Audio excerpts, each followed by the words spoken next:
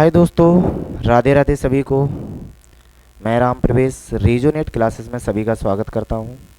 हम लोग इस वक्त लगा रहे हैं एनसीईआरटी के सॉल्यूशंस, जिसमें आज चैप्टर चल रहा है आपका केमिकल काइनेटिक्स। और केमिकल काइनेटिक्स का क्वेश्चन नंबर है आपका 16। बुक के अकॉर्डिंग 16 है, हमने केमिकल काइनेटिक्स के अकॉर्डिंग 3.16 नहीं लिखा, डायरेक्ट हमने 16 लिखा है। चलिए देखते हैं क्वेश्चन क्या दिया है। क्वेश्चन दिया है कि अगर आपके पास एक फर्स्ट ऑर्डर रिएक्शन है, तो उसमें लिखा है the rate constant for a first order reaction is 60 second inverse. तो एक बात यहाँ पे देखोगे कि अगर ये फर्स्ट ऑर्डर ना भी लिखते तो क्या आप बता सकते थे कि ये रिएक्शन फर्स्ट ऑर्डर रिएक्शन है? तो हाँ, बता सकते थे। क्यों?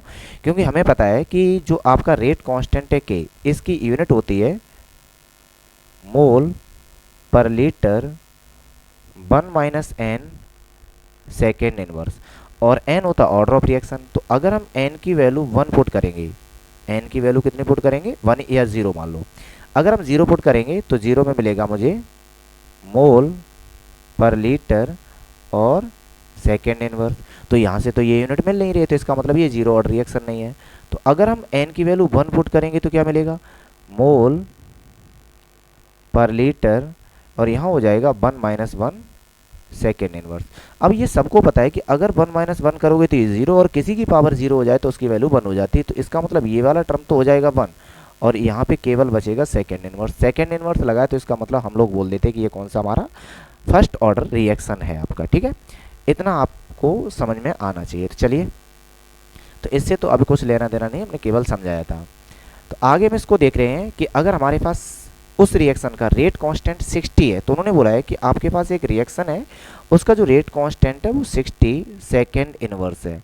तो यहाँ से ये तो पता लग गया कि ये फर्स्ट ऑर्डर रिएक्शन है। फर्स्ट ऑर्डर रिएक्शन के लिए जो आपका के मीन्स या टाइम इनवर्स है, रेट कांस्टेंट है, उसकी वैल्यू होती है 2.303 divided by time log initial concentration divided by remaining concentration after time T. और इस रिएक्शन का जो हाफ लाइफ होता था वो होता था 0.693 डिवाइडेड बाई के। ये दो फॉर्मूले आपको लर्न होने चाहिए हर हालत में फर्स्ट ऑर्डर रिएक्शन के लिए।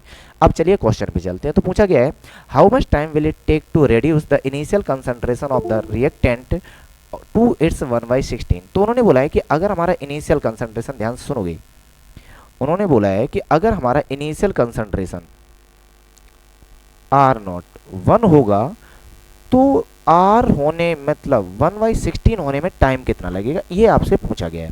तो इसका मतलब टाइम पूछा गया है, तो फॉर्मूला लगेगा आपका फर्स्ट वाला। तो चलिए फर्स्ट के अकॉर्डिंग अगर हम सॉल्व करेंगे तो उसमें मुझे क्या आंसर मिलेगा, और सिंपल सा क्वेश्चन होगा। तो टाइम इक्वल होगा 2.303 डिवाइडेड बाई के की वैल्यू कितनी है? 60 लॉग इनिशियल वैल्यू मतलब कितनी माननी पड़ेगी? 1, क्योंकि अगर फ्रैक्शन में है तो फाइनल वैल्यू हम 1 लेंगे, अगर परसेंटेज में होती तो 100 लेते। तो यहाँ पे इनिशियल वैल्यू 1 होगी और फाइनल वैल्यू हो जाएगी 1/16। तो जब आप इसको सिंप्लीफाई करोगे तो वैल्यू मिलेगी 2.303 डिवाइडेड बाई 60, और यहाँ से हो जाएगा लॉग 16। ये 16 ऊपर चला जाएगा। लॉग 16 को अगर चाहो तो 16 को आप लिख सकते हो 2 की पावर 4। चाहना नहीं मतलब लिखना पड़ेगा आपको। तो यहाँ से जो टाइम मिलेगा वो रहेगा आपका 2.303 डिवाइडेड बाई 60, और लॉग 16 को हम लिख सकते हैं लॉग 2/4। अब अगर आपको पता हो तो लॉग x की पावर y, इसको हम लिखेंगे, इसको लिखेंगे यहाँ से y इंटू लॉग x। मतलब ये होता है कि जिसका हम लॉग कैलकुलेट कर रहे हैं उस पर कुछ पावर बनेगी, वो आपका लॉग से आगे आ जाएगा। तो उसके अकॉर्डिंग इसको सॉल्व करेंगे तो यहाँ से मिलेगा मुझे 2.303 डिवाइडेड बाई 60 इंटू ये रहेगा 4, और यहाँ से हो जाएगा log 2। log 2 की वैल्यू होती है आपकी 0.3010, इतनी log 2 की वैल्यू होती है। तो इन दोनों को आपको ध्यान रखना पड़ेगा, ये दोनों फॉर्मूले एज यूज करोगे। ठीक है, चलिए अब आगे देखते हैं। तो जब इसको सॉल्व करोगे तो सेम वही कंडीशन क्या लगेगी कि 2.303 डिवाइडेड बाई 60, 4 तो 4 रहेगा और इसकी वैल्यू हो जाएगी 0.301। लेकिन एक बात ध्यान रखोगे कि जब हम लोग हाफ लाइफ कैलकुलेट करते हैं तो जो आपका नंबर है कौन सा 0.301 इंटू 2.303, इसकी वैल्यू रहेगी आपकी 0.693, ये वैल्यू आती थी। तो इसको अगर हम सॉल्व करेंगे तो क्या मिलेगा 0.693 इंटू 4 डिवाइडेड बाई 60। तो हम इसको पहले 2 से डिवाइड कर दे रहे हैं 30 और 2 से डिवाइड कर रहे हैं 2। तो इसको हम 30 से डिवाइड नहीं करेंगे, अब हम डिवाइड करेंगे इसको 3 से। तो जब इसको आप सिंपलीफाई करोगे 3 से तो 3 से रहेगा 10 टाइम्स और 3 से ये रहेगा 0.231, इतना रहेगा। ये आपको समझ में आया होगा। तो चलिए देखते हैं आगे क्या।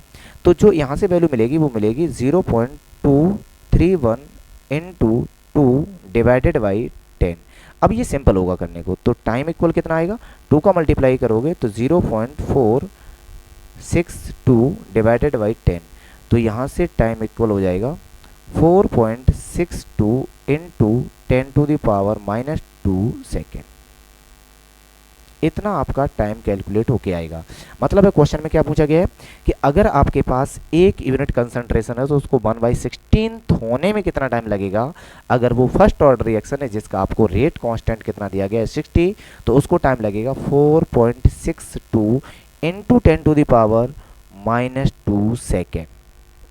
क्लियर है यहाँ तक। सेम यही तरीका है सॉल्व करने का, और उम्मीद करते हैं ये क्वेश्चन भी समझ में आ गया होगा क्योंकि इतनी ये टफ भी नहीं है। ठीक है, तो उम्मीद करते हैं ये क्वेश्चन आपकी समझ में आया होगा, वीडियो आपको पसंद आई होगी। अगर आप चैनल पर नए हैं तो चैनल को सब्सक्राइब कर लें और वीडियो को लाइक करके ज़्यादा से ज़्यादा इस चैनल को प्रमोट करें। थैंक्स।